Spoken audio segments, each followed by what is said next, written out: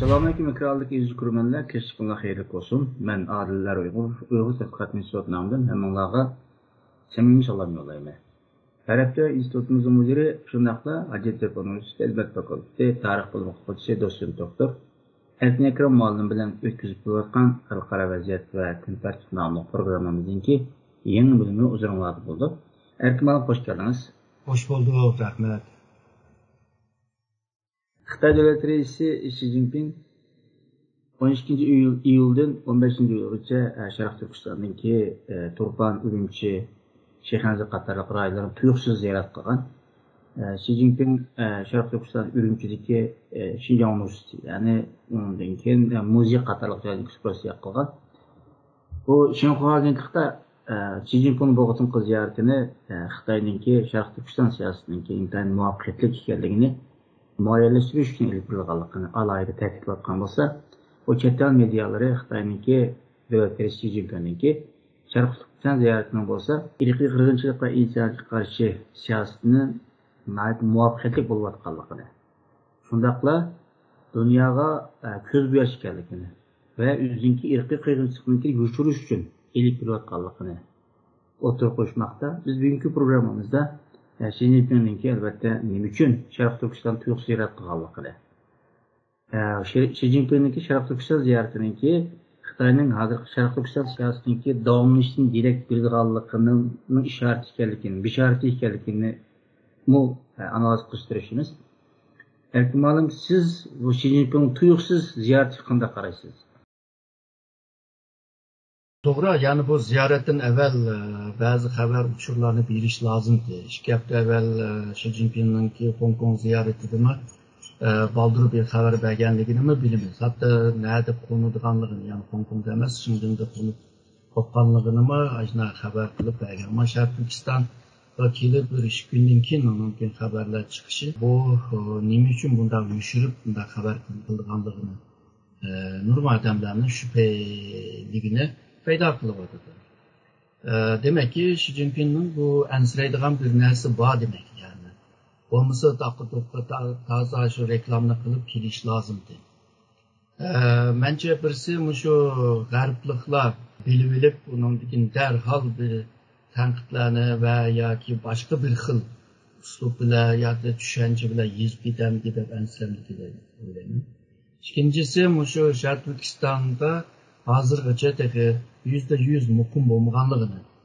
Agar baldur xabar berib qolsa, ba'zi suiqasdchilar yoki tirnoq ichidagi terroristlar balki bir tayyorligi bo'lishi mumkin. Uningki nega berib turganligi, nerede qo'ndirganligini bilgan taqdirda. Balki buning oldini olish uchun qilayotgan bo'lsa kerak ki ba'zi shu chet eldagi Xitoy ba'zi bu matbuotlarda bu Xi Jinping tuyuqsuzlar neçə gündən biri yok o Xitay'nınki matbuatlarını aldı haber ya da aldı betlerde yok bu deb uman qılvatatdı. Şununla bu Xi Jinping ağır bilip yoki birinin oldu mu deb uman qılvatatdı. Ama demek ki Şarkı Türkistan'a ketdi demek.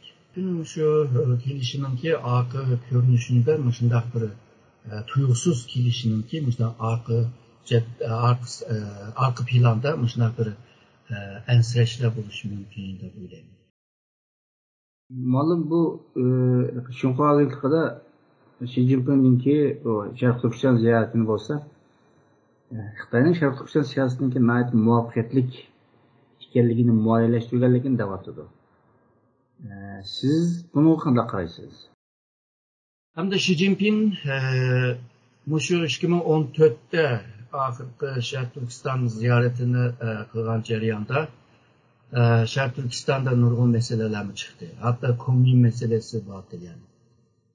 Xi Jinping bu Sharq Turkistonni ziyorat qilayotgan jarayonda va mangdigan vaqtida, qaytadigan vaqtida bunda bomba Urumchi vokzalida bomba portlash, necha odam o'lish degandek bu bir xil Xi Jinpingning Urumchi ziyoratiga bir javob bo'lgan bo'ldi. Ya'ni Xi Jinping yani başvuramaydiganligini gösterdi.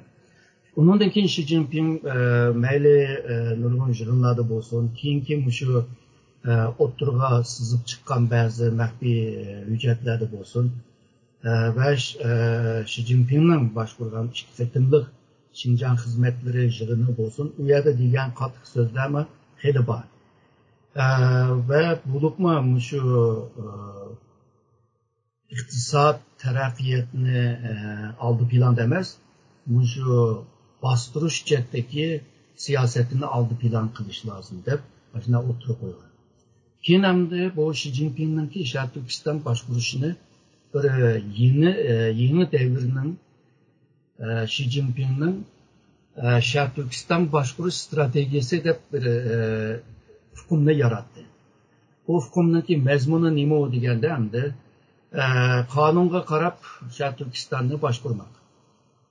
Yani bu kanun qaysi qonun bilgi bo'lmaydi. O'tgan burungi programlarda dedik Xitoyda qonun var ama icraat yoktu. İkincisi şu ittifaqni kuchlantirish bilan Şarkı Türkistan'ın muqimligini qo'llash. Üçüncüsü Xitoy medeniyeti bilan, kültürü bilan Şarkı Türkistan medeniyetini ozuqlantirish. Yani Şarkı Türkistan'daki medeniyet yok. Ya ki çalar niyeti bilan bunu ozuqlantirish kerak. Bunu hemimiz düşünümüz. Bu bir asimilasyon siyasetinin bir ilmi ifadesidir. Dördüncüsü bolsa yani halkın turmuşunu bayaşat kılıp Şarkı Türkistan'ın güllenişini qo'llab qilish. Beşincisi olsa Şarkı Türkistan'ın muqimligi ve terakkiyatini uzun müddetlik ilip berish. Yani bunu hem de bir strateji de ko'rsatadi, hem de yeni devrinin Xi Jinping'nin ki bir siyaseti yoki Xi Jinping'nin bir stratejisi de ko'rsatadi. Hem de bu da Şarkı Türkistan'ga kelgan chog'da menimki o'tirib qo'ygan shu strategiya amallashdi. Mana Şarkı Türkistan necha yildan beri bunday muqimsizlik voqealar yo'q deyish uchun Abaqi Xinhuaninki ifodasi yani natija oldik degani mushu yani bunda deganda. Hem de bisimni aslında vaqtincha bir muqimlik qo'llanadi to'g'ri. Ama o bisimning aslında pek uzun turib ketgan vaqtida eksi bir inkaslar bo'ladi. Bu inkaslar belki tanqid bo'lishi mumkin, patlash mumkin, isyon bo'lishi mumkin, inqilob bo'lishi mumkin, har xil ahvollar bo'lishi mumkin. İkincisi bu bisimning aslidagi bu muqimlik hammasi bir ko'rinish chetda bor, ama meselenin o'zi hal bo'lmag'achqa, o'zini hal qilolmag'achqa bu mesele devam qiladi. Shunga Xi Jinping'ninki bu ziyoratini Xitoy matbuotlarida bunu bir utuqliq deb ko'rsatishi bunları da vaqtincha deb ko'rmam. Vallahi bu Xinhua abimlik albatta bu Xi Jinping'ninki bu Sharq Turkiston ziyoratini shu nuqtadan yozdi, ham siz yaxshi tahlil qilib berdingiz. Chet matbuotlari yoki Xitoy mutaxassislari bu bizni Sharq Turkistonda yaxshi bilgan mutaxassislarimiz sizga o'xshashliqi. Xi Jinping'ning Sharq Turkiston siyosatini Xitoyning Sharq Turkiston irqiy qirg'inchilik va insoniyatga qarshi jinoyatni yushirish uchun bo'layotganligini deyapti. Albatta biz bu nuqtadan qaraymiz. Siz bunu qanday qaraysiz? To'g'ri, yana abaman degandek bu yerdagi qattiq qo'lliq siyosat degani Sharq Turkistonda ilib olgan zulm siyosati. Hamda buni aniqlashi hamda bu 12 ayın 9'unda bu zulm siyasetini irqiy qirg'inchilik deb atadi. Hamda bu rayonda mecburi emgek var. Bu 21. asrning qulluq sistemi. Yani bu rayon mustamlika bir rayon bo'lg'achqa, bu yerda mustamlika halkını başkurgandek başkurayotganligini ko'ramiz.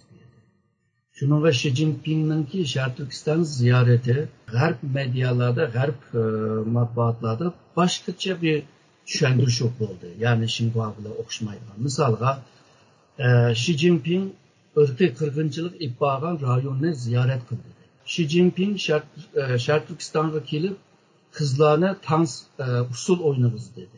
Xi Jinping gelip bu müzeylerini görüp, bu manastırlarını görüp, bir yerdeki medeniyetini güçlendirmemiz, kültürünü güçlendirmemiz de aslında kültürüne yoktu vardı da düşündürür. Yani bu rayon bir nazik bir rayon.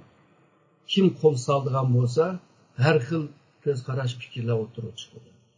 Şununla bu Xi Jinping'in Şərq Türkistan ziyareti G'arb medyasında yaxşı bir inkaz tapamadı da görünüyor.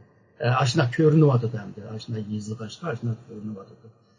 Şununla bu Xi Jinping merkezi hükümetini maqtaymiz, to'g'daymiz deb onu bahana qilib turib yoki uni qilamiz deb Xi Jinping'ni bu ziyoretini maqtab veya medillab qilishi bu kelgusinde tarihte maskara bir ahvalga aylandıran bir ahval. Yani Xi Jinping 8 yıl demez, yani 3 yılda bir kiliş lazım. Çünkü en nazuk bir rayon. Xi Jinping'in özümü dedi o bu da. Yani İpek Yolu stratejisini emelleştirişte Şərq Türkistan yani Şincan en mühim rayon değil. Yani en mühim boğanın ki neçketim kiliş lazım. Demek ki kilemedim. Ebedi bu kilişin ama hüşürüp üzerinin ki kontrol kılıvatkan zeminde mi hukuk ilan kılamay kılışının bir xavfsizlik cetteki bir ensreşten töpeyli. Demek ki 8 yıl boyunca şu ensreşten kemigen olsa gerek. Aşına mühim bir nasip olan dedi. Sen kiliş lazımdı. Şunun bu G'arbliklarning ki göz karşı bile Xitoyning ki göz karşı farklı bo'lishga ikki xil o'xshash vaqa ikki xil baholanılyapti. Onasiga bu Türkiye'de siz bilirsiniz bazı soğukluk araçlı geziler var. Ularma bu Xi Jinping'in Şərq Türkistan ziyaretini nəhayət bizden noktanı turup təliq qildi ve xabar qildi. Hatta başka bir gezit dedi ki katil Naq meydanda deb mındaq bir sərləvəsi bilan aşına xabar qilgan bo'ldi. Siz bayaqdan deb o'tgandek Xi Jinping tuyuqsini berishi Şərq Türkistan'a. Bir ensəreş var debçu. Əməliyyatda bunu bunun akademik seviyede olması veya gezitlerde, matbuatlarda yoki ders kitaplarda Şərq Türkistan yoki Şinjan tırnaq ichida Cumhur'un ayrılmaz bir kısım degan taqdirdimi, ama yuşurunlarda yanına bu rayon bizim rayon emas. Degan bir narsa bo'lgan bo'lg'ashqa, hatto Xi Jinping bunu qabul qilgan bo'lg'ashqa, albatta ensiraydi. Agar o'zinki rayon bo'lgan bo'lsa, xotirjam bo'ladi. Siz degandek boshqa masalan Xian deymiz, Shanxi deymiz, boshqa o'lkalarga borgan bo'lsa, necha oy burun buni dag'dug'u qilib, e'lon berib, tashviqot qilib, bir eplatib bütün medyalarda bu xabar yayılib ketgan bo'ladi. Ammo Şərq Türkistan albatta ularga nisbatan yana bir yuşurunlarda uzun rayon emas. Ammo eg'izda davomli ta'kidlanadi. Meseleyi müşnoktan qarasak buldu deb qarayım ben. Siz qanday qaraysiz bunga? To'g'ri. Bu Şərq Türkistan'ı hammamiz bilamiz. Yani Xitoyninki zemin emas, bisilgan bir zemin. Bunun için bu bisilgan zemin bir gün bo'lmasa bir gün ayrıldı deydigan ensirash Xitoyninki o engida doim bor. Bundan başka Şərq Türkistan'ninki baylığından töpeyli bu baylıqlar qo'ldan ketib qolarmi deydigan ensirashlar bor. Şərq Türkistan meselesinden töpeyli bu chet elliklar qo'l salarmi, Xitoy bilan raqib bo'lgan davlatlar Şərq Türkistan meselesiga qo'l salarmi deydigan ensirashlar bor. Bundan keyin bu abay degan İpek Yolu strategiyasının bu quruqliqdagi bu qanoti sunib ketamiki deydigan ensirashlar bor. Bu rayonninki tarixiga qaraydigan bo'lsa, devamlı Xitoy hokimiyati mayli qaysi hokimiyat bo'lsin, Xitoy hokimiyatiga qarshi bosh qoldirib kelgan. Bu günlerde bu mesele xalqaraviylashdi. Xalqaroniki cho'ng meselenin biriga aylandi. Bunda bir ahvolda Xitoy Şərq Türkistan'dan cho'qim ensiraydi bu yerda.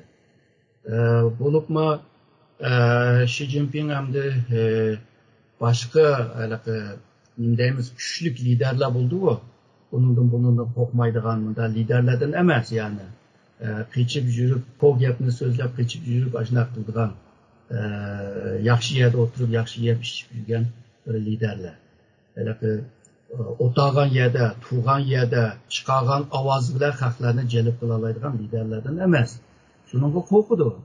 Andaq liderlar qo'rqmaydi, ya'ni xalqning orasiga kiraydi u degandek. Ama bazı matbuatlar bunday yozibdi. Bu Xi Jinping'ni qarşılagan hep Uygur ayollar ekan. Bu Uygur ayollarning yeri nerede doğdu? Bunday yozibdi.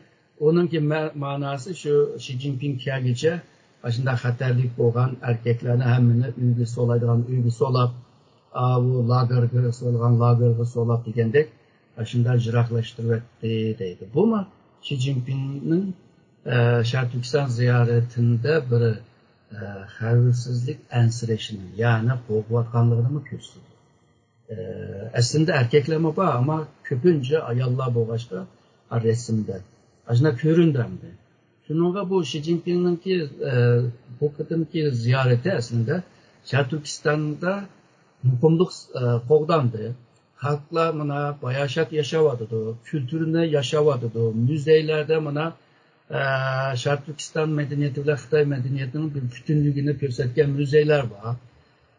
Hazır degen Gülistan, bunda yaxşı yaşavadı degeni köstümen degen bir niyetime buluş mümkün ki aslında Xitay matbuatlarda aslında yazıladı. Eksice çeteldeki matbuatlarda bunda yazılmadı. Eksice tenkitler bok gitti. Yani Xitay Şarkı Türkistan'daki bu yani Xi Jinping'deki Şarkı Türkistan ziyareti aslında halklarına bir göz boyama bir siyaseti de aslında düşündü. Malum Xi Jinping'in bu kadar ziyaret edin. Xitay'ninki nöbetdeki irklik siyaseti, yani insaniyat karşı siyasetinki davamlılığının bişareti de düşünsek bulandı kandak. Bence bu Xitay'ın Xi Jinping'nin ki Şarkı Türkistan siyasetinin stratejisi de tercüme kılaylı. Bu strateji devam kılıdığı bir mezgilde oylayım. Gerçi bu 2 yıl evvel 2020'lerde 9. ayda bu Şincan hizmetleri degen yılın içilik almakta bu qattiq qo'lliq siyasetini devam kıldırganlığını u yerda jakaladı. Ama yeniga Şarkı Türkistan'ın iqtisodinin taraqqiyoti nima tilga olgan bo'ldi. Demek ki 2020'den keyin Şarkı Türkistan'ın iqtisodini canlandırış için bir özgürlük oldu. Bunu kılalış için yani bu vazifeni kimge verdi? Yani bu yıl ahırda ekegen Maşinrüy oldu. Maşinrüy hem de bir ziyalı doktorası bo'lgan teknolojiye tayinib turib iqtisodini taraqqiy qildirish, yani teknoloji kuchi bilan iqtisodini canlandirish degan qobiliyati bo'lgan birisi. Şununla o kelibla şunu dedi. Yani birinci kılgan iş Şarkı Türkistan'ın mukumluğu, cemiyetinin mukumluğu. İkincisi yukarı süpetlik iktisadi taraqqiyotni amallashtirish. Şununla bu Xi Jinping'nin ki Şarkı Türkistan siyaseti iki taraf bilan qavrıqlı oldu. Birisi şu mukumluq. Yani hammaning mukumluğu. Yani cemiyetinin, devletinin, Şarkı Türkistan'ın hammaning mukumluğu. İkincisi şu iktisadni taraqqiy qildirish. Bu iki siyaset yakın bir zamanda özgermeydi deb o'ylayman. Hem de bu mukumluq jihatdan deganda şu lager siyaseti yani bir mezgil devam kıldı deb o'ylayman. Gerçi bu Şarkı Türkistan'ın burunqi şu saqchi idorasining boshlig'i vaqti Wang Mingshan deydi. O 2017'de bir yığında, içki bir yığında şu Şarkı Türkistan'ı bir yılın içinde şu humanlıklarını hemmini tutup lagerga taşlaydigan lagerga, türmege taşlaydigan türmege de bir yılda muşunu kılımız. 3 yılda ondan keyin bu Şarkı Türkistan'ın ki mukumluğunu asas kurup tayyor kılımız. 5 yıldan keyin Şarkı Türkistan'da bundaq bir xavf bo'lmaydi. Aşın noktaya kelimiz deyeceğiz seviyede. Demek 2022'de Şarkı Türkistan tamamen mukumluğuna qo'g'digan bo'ldi.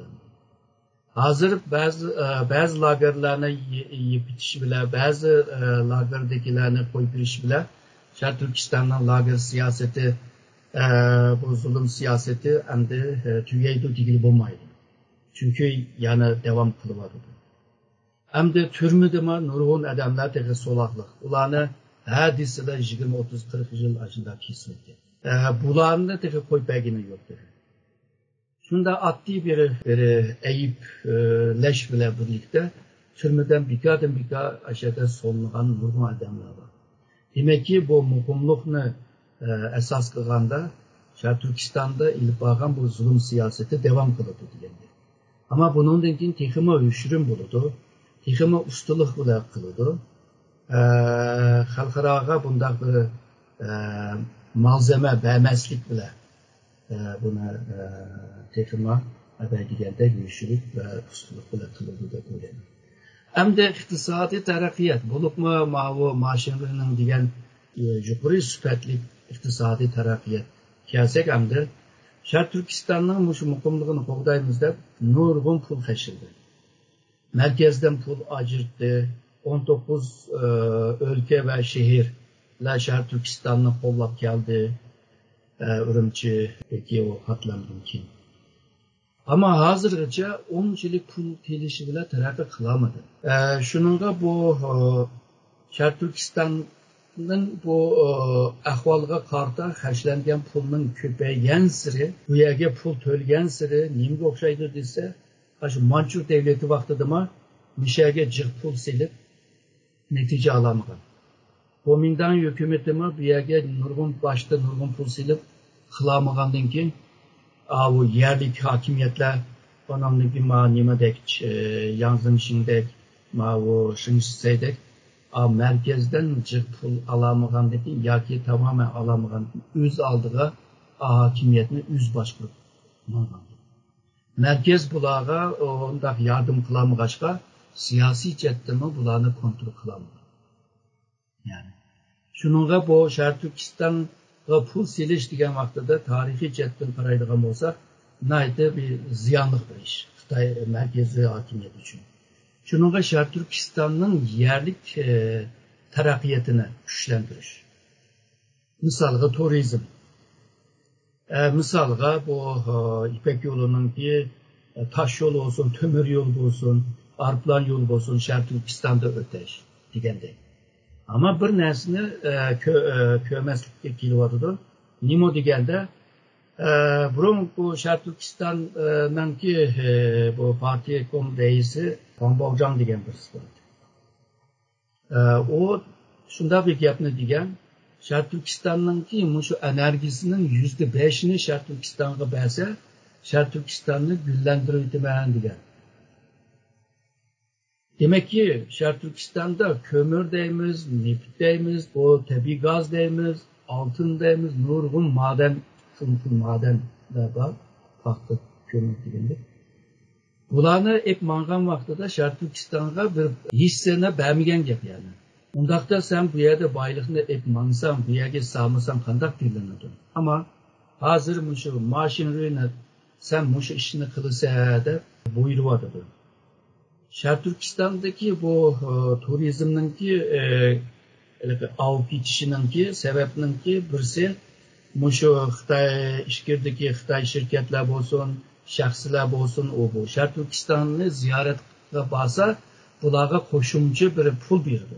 İkincisi bu bazı Xitoylar Şarkı Türkistan'ninki çölleri, tağları, şu eriq daryolarını hevesi var. Bunda qiziqadigan adamlar bo'ladi. Ashuna tabiatninki alayiklik bir tabiat var. Ashunaqa jugagan Xitoylar var.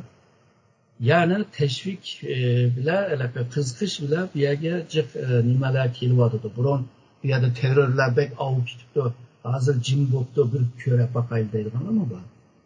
Ama Şarkı Türkistan'da bu sanayini güçlendirmegen takdirde Şarkı Türkistan'ın iktisadını onda güçlendiriş, onda asan toxtamaydı deb o'ylayman. Bulup mu hazır chet eldan Amerika başçılığında bazı devletler Şarkı Türkistan'ın işlep çıkargan mahsulotiga ambargo siyasetini ilip yürüyordu. Şununla texmi qiyin bo'ladi aslında. Şununla bu Xitoyninki mushu Şarkı Türkistan'a qaratilgan siyaseti abay degan azroq bir o'zgarish bilan birlikda asas siyosati yana devam qiladi deb o'ylayman. Malum bu Xi Jinping vakıtın ziyaretinde Ürümçi'den başka Şihanzi'ni ziyaret kıldı. Yani Ürümçi'nin kıçıdaki bir şehrini. O Şihanzi ameliyatta biz oylayımız hem de Kaşkay'yak onu ziyaret etmiş gerek de oylayımızda ama Şihanzi ziyaret etmiş sebebi mi sizce? Aslında şu Bingtuan'ı ziyaret kılış.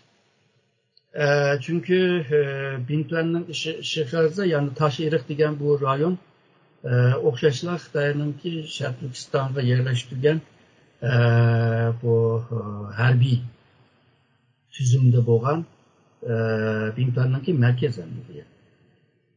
Bu yana ziyorat qilishi tabiiyki Bingtuanning siyosatini qo'llagan bo'lib, bu Bingtuanning nima deb u yerga yerlashtirdi deganda ikki maqsadi bor. Birisi Sharq Turkistonninki xavfsizligini qo'g'dab qilish, ya'ni muqimlikni. Ikkinchisi ishlab chiqarish. Çünkü bunda 2,5 milyon asker tipdeki adamlarını merkez bekip olamaydı. Şarkı Türkistan hükümeti mi bekip olamaydı. Şuna özleri işlep çıkıp özleri kısımda. Ama bulağa belgen statü yaman ayrı. Yani misalga bu Bingtuan'ın merkezden başvurdu. Onun için öz aldığı nimeleri var, sopları var, sakçı idareleri var. Onun için Şarkı Türkistan'dan bazı iktisadi imkanlarına ilişki hakkı var. Şununla yakınki zamanda yani Bingtuan yalğızla Şarkı Türkistan'ın muqimligi ve işlep çıkırış emas. Şundaqla Şarkı Türkistan'ı belki degen şu medeniyet cetten, kültür cetten uzuklandırış yani asimile kılış. Cettime bir vazife verildi. Yani merkezdeki Xitoyninki eňide bu Bingtuan Şarkı Türkistan'ı tutup turgan en muhim güç ve fedakar bir güç aşı telinip bolsuma aşağılarda Şarkı Türkistan'ı qoğdaymızda turtbagan bir güç deb gördü. Şununla ulağı biri ularını medidlab, ularını maqtab kılışı şu hazırki Şarkı Türkistan'ınki siyasetiga bir qo'shimcha bir güç bo'lsin degandigandi. Yani Xi Jinping'deki Bingtuan ziyaret kılışı elbette Bingtuan'ın halk hizmetini tekrar muayyenleştirip, yani bunun deyinki bu fonksiyasını devamlaştırsın diyen nasıl hadisek bulduk mu aldım? Hem de yakınki yıllarda şu gariplikler Bingtuan'ınki işlep çıkargan mahsulatlarına ambargo işlep kilovadı. Şununla bu Bingtuan'ı ziyaret kılışı bile şu Şarkı Türkistanlıklara karşı Bingtuanlıklarını bir güçlendiriş. Yani korkmanlar, akınlarda biz bağdat diyendek aşı uçurumu bir vardı. Çetellikler kançilik ambargo kısın biz akınlarda diyen bir ilham biriş mi bağlıydı? İyi görmeliler, biz bugünkü programımızda Xitoy Devleti Xi Jinping'inki Sharq Turkiston ziyaretininki paylaşısı ve xalqaranınki Xi Jinping'inki Sharq Turkiston ziyaretiga bergan inkası ve bağır üstüde analiz ettirishdi. Erkin Mal, köp rahmat sizge. Ben rahmet ederim.